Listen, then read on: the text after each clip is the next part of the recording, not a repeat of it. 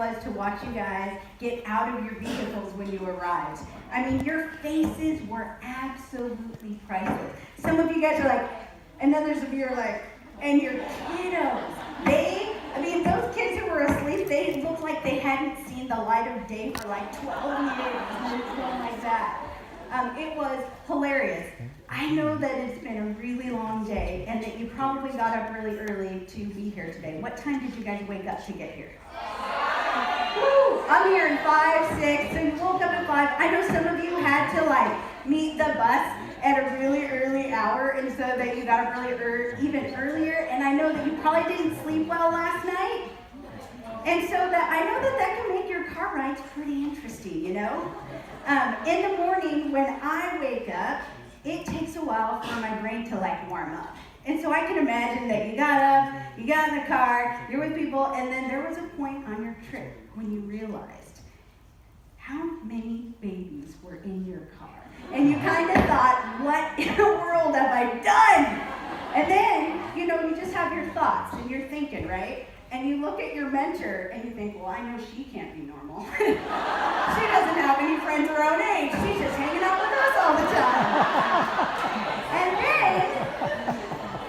And then you're driving so you don't even know where.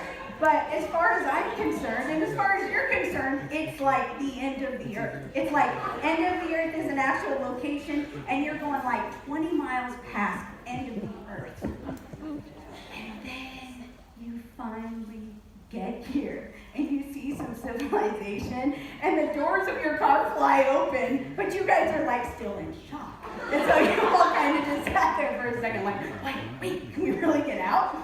And you get out, people are clapping, and you're holding all these things, and I'm like, hey, would you also like to hold an otter pop? And would you like to give one to your baby too, and let it drip all over? And you guys were just kind, and you took them, and everyone's clapping for you, and you're like, hey, I just got out of the car, and you're treating me like I'm the Queen of England.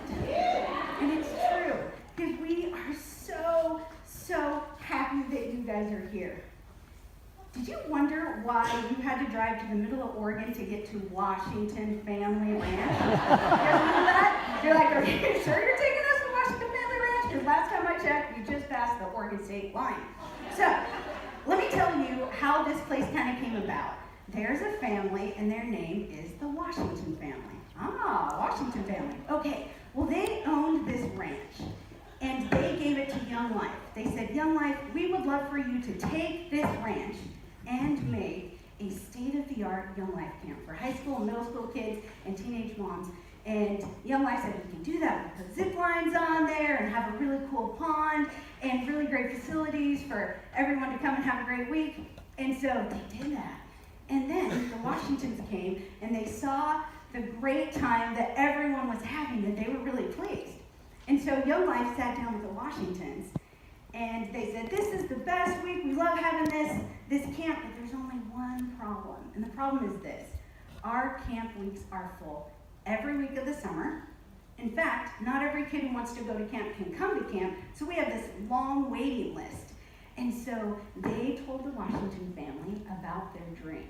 And their dream was this, to make a very special camp just for middle schoolers and teenage moms. And they had this beautiful dream. They said, we're going to have water slides, and we're going to have a pool with 0 entry that would be perfect for babies. We're going to put paths all over so that strollers can fit. We're going to put a splash pad in there for littles to splash around. We're going to have a huge dining hall where there would be enough booster seats and high chairs around all the tables. And they asked the Washington family, would you be interested in paying all the money so that we can build this amazing camp? And the Washingtons thought about it. And then they looked at YoungLives straight in the face and they said, we're in. And that was 8 years ago. We got this amazing camp just for you guys. And I'll tell you what, it was a lot of money. And you guys are worth every penny of that money. You're worth it to the Washingtons, you're worth it to us at camp who work here, and you're worth it to the mentors, and you're worth it to God. And so we are going to have an awesome week. But I must tell you guys, there is something that we kind of have to talk about when it comes to this week. I'm a worrier. Are any of you guys warriors? Warriors? Okay, I got a couple of you out there. Okay, so here's the deal with worry. When you get your head full of worry, it is hard for you to cram anything else in there. It's hard for you to think about having a good time or having a good conversation, okay? And so we are doing everything we can this week for you to put your worries aside. We have a fabulous dining hall that will serve you 3 meals a day and provide snacks so that you don't have to worry about what you're going to eat. We have cabins with sheets and pillows and towels so you don't have to worry about where you're going to stay. We have staffed nannies, or we have staffed childcare areas for your kiddos so that you can have a good time. You don't have to worry about who's keeping an eye on your kiddos. We have a wonderful program planned for you so you don't have to worry about what you're going to do. We have your amazing mentors that you brought with you so you don't have to worry. Mentors, you guys are loved. You guys are loved. But you won't have to worry about who you're hanging out with. So we have done everything we can to set this week up so that you can put your worries aside. So we'll do our parts, and the rest is just up to you. But we're in it together, so we're all not going to worry together. I'm going to be sharing this week, and so I'm going to tell you a little bit about my family. I live in Spokane right now. Here's for Spokane, there we go. But I grew up in the middle of Washington, in central Washington, a place called Wenatchee. So, oh yes, that's me! In the middle. Okay? That is my handsome Mexican dad, Ruben Rodriguez, and my mom. And that was me when I was born, but most of my life, my family looked like this. There we go. There's my mom. That cutie's me. Love the hair. We could not afford to go to a barber, so my mom cut all our hair. And then my 3 white brothers. And I called them my white brothers because I had a Mexican dad, and they all had different white dads. And so my mom told me, hey, you're Mexican, and your brothers are white, and that just what makes you special. And I'm like, okay. So that's how I grew up, with my white mom and my 3 white brothers, and we lived in Wenatchee. And life was pretty hard. Like, we didn't have a lot of money, and we'll talk a little bit more about that as the week kind of goes. Yeah, as the week goes. After Wenatchee, I moved to Everett, Washington. Everett, Washington. I fell in love with a guy named Jeff. And I'm going to have to tell you guys. I thought I would be a good daughter, and I would call my dad on the phone and tell him that I had, met the one. So I called my handsome Mexican dad on the phone. I'm like, hey, Dad, I got to tell you, I met the one. I mean, this guy is amazing. He's everything I always dreamed of, everything I've ever wanted. I think he's my soulmate. I want to marry him. He's the one. And my dad said, oh, mija, that's pretty great, you know? What's his name? And I said, well, his name is Jeff. My dad says, Jess? I'm like, no, Dad, Jeff. Jeff, Jeff. And my dad said, oh, Jeffrey? I said, yes, Dad, Jeffrey. I'm in love with a guy named Jeffrey. And my dad was silent. And I'm thinking, oh, maybe he's going to say something loving and nice. He said, mija, you like white boys? You can like white boys if you want to. I'm like, what do I say to that? I'm a half Mexican girl. I like white boys. Sue me. But you guys, it is going to be an honor to share with you guys. You have a dad like that? Yay! We're going to get along really well. It is a real honor for me to share with you guys this week. This week we're going to talk about life, and we're going to talk about God. And we're going to talk about what life with God can be like. But you know what I missed? I missed telling you about that white guy that I married, Jeff. Can you see the picture?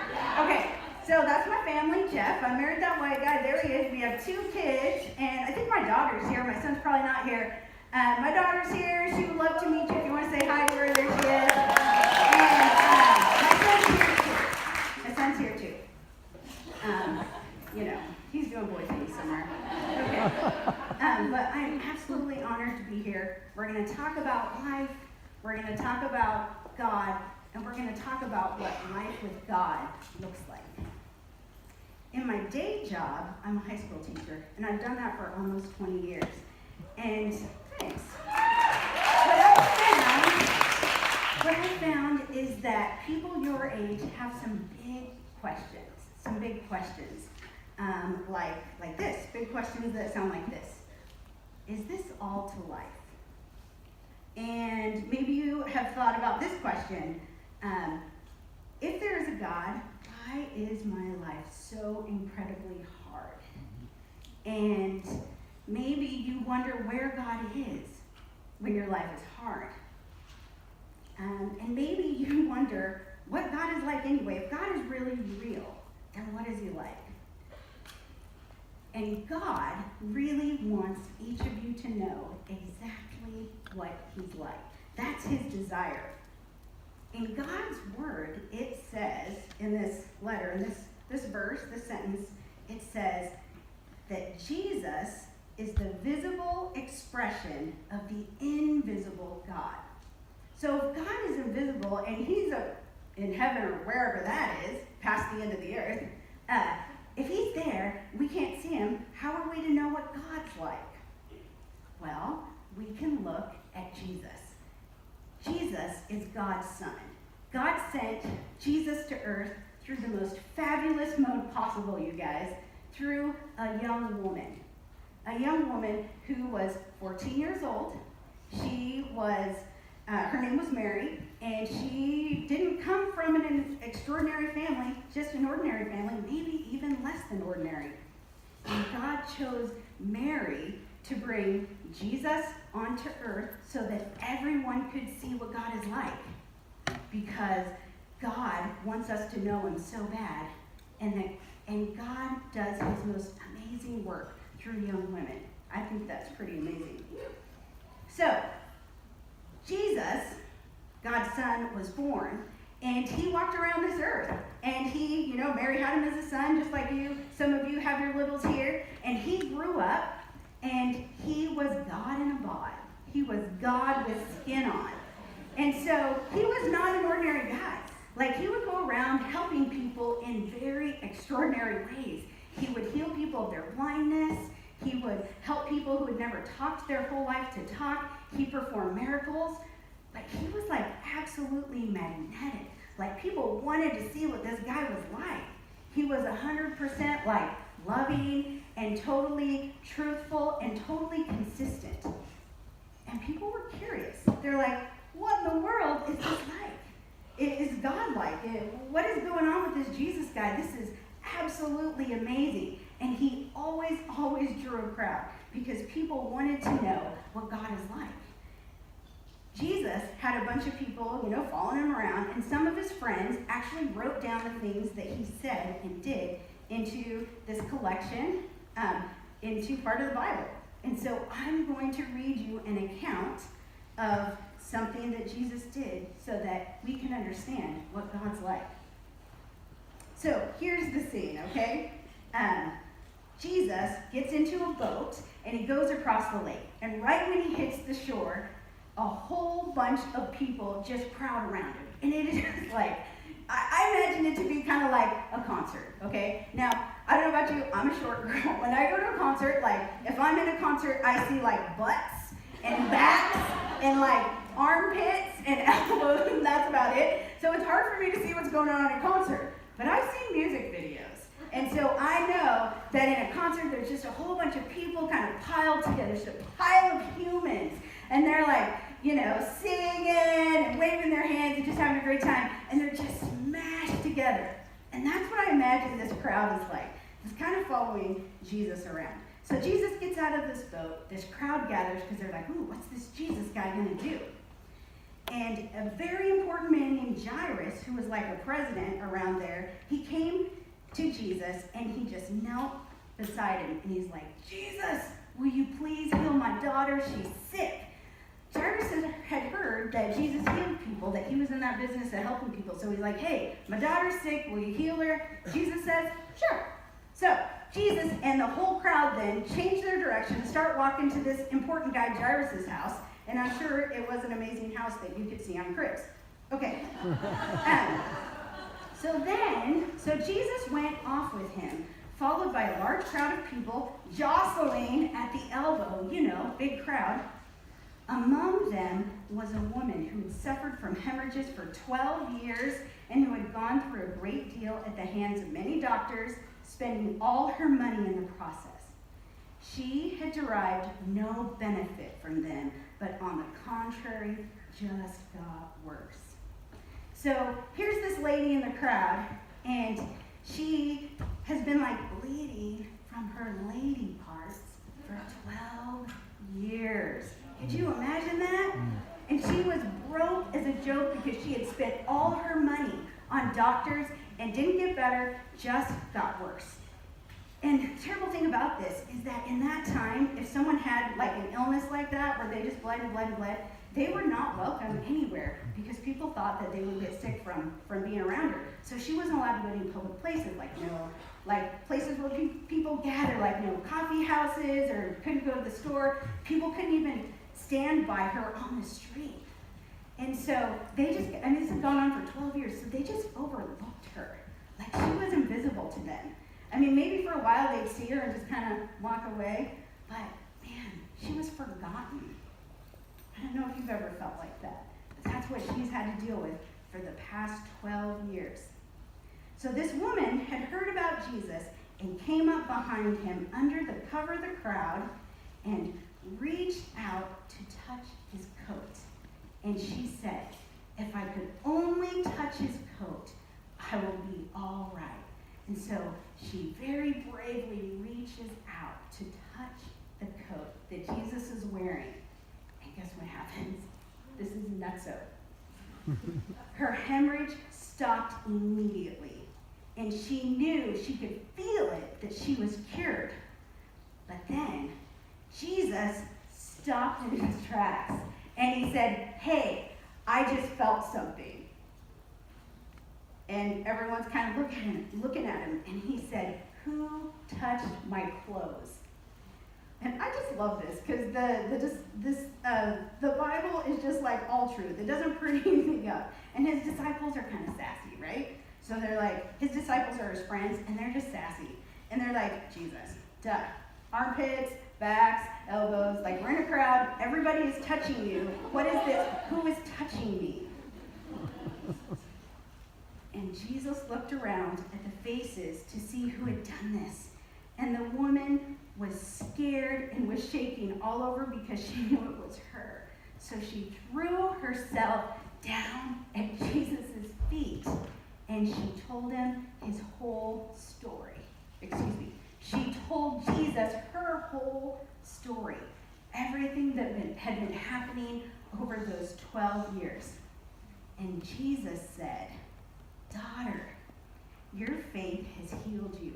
Go home and be free from all of your trouble. Now that is pretty awesome.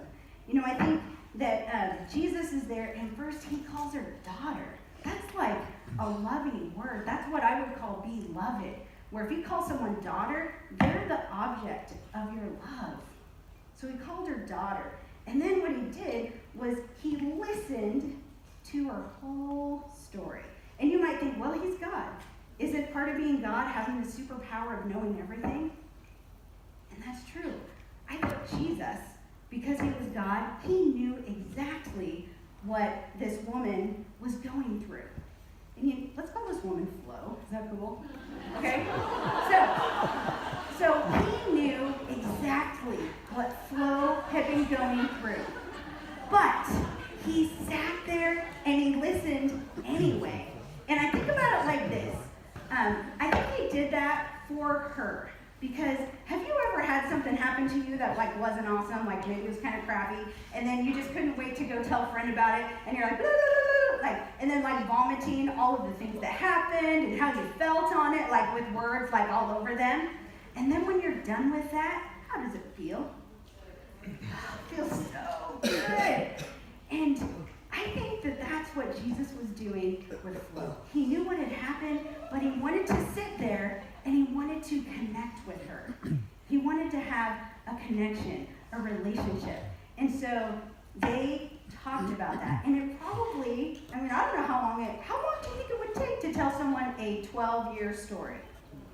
How long? Tell me. 30 seconds for you. You're good with your words. Maybe an hour, maybe 2? 3 hours maybe. Yeah. And so Jesus sat there, and the crowd's like, okay, for 3 hours and heard her story. And remember where he was going. He was going to someone's house who was very important, right? And so people were probably like, hey, let's get to the important guy's house. Why are you talking to her? I don't know what they were saying. Maybe they were saying that. But no, Jesus was like, I'm going to sit down and talk to this woman because she is the most important person that I can think of right now. And so I think that maybe Flo felt like the most unimportant person in the crowd. And I think that it absolutely blessed her greatly to know that Jesus wanted to hear her whole story. And if we want to know what God is like, we can look at Jesus, right? And so Jesus wanted to hear Flo's story. So we know God would want to hear Flo's story. God would want to hear your story too. And not just the good parts. Flo didn't have just a good story. Oh, everything is great. Here's all the wonderful things I've done. Flo had a crappy story, a terrible story. And Jesus was interested and wanted to hear all of it. So I wonder what it would be like this week if we reached out to God. And I wonder what it would be like this week if we took the time to tell God our story. And I wonder what it would be like if God actually listened to our story and we had some kind of connection with him. Next thing we're going to do, you guys, is go back to our cabins for probably the most